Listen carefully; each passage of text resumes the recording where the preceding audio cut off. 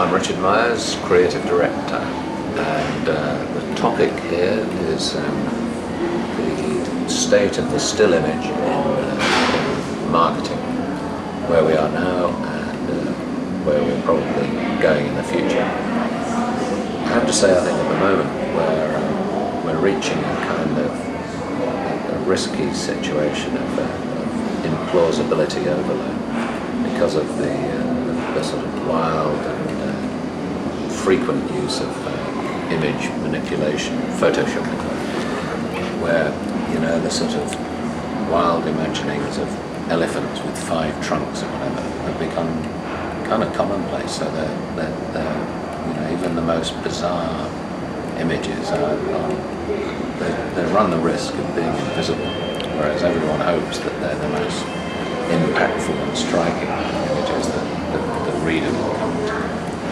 I think it's, you know, it's a natural progression, and we always need something new. And when you think about Photoshop, should have been and should be,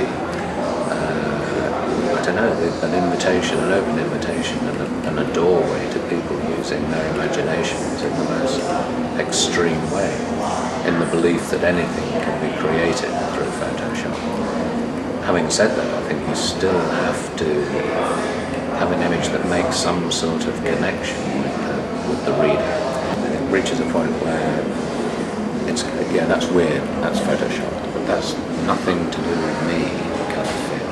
It's a kind of, at worst, it's a self-indulgent sort of exercise in how weird can we get with this photograph that apparently is real life. When you think about the truly sort of iconic photographs, both now and in the past, they've been entirely natural. They've hardly been at most mildly retouched, but generally they're just kind of the power of the human or natural environment. When you think about a guy, for instance, like the reputation of Oliviero Toscani, I mean, his, you know, the power of his images are all about real people. It's just the casting of them and the deliberate provocation within the image. But there's nothing manipulated in there. It's there for all to see in its beautiful naturalness, and that's the power of the image.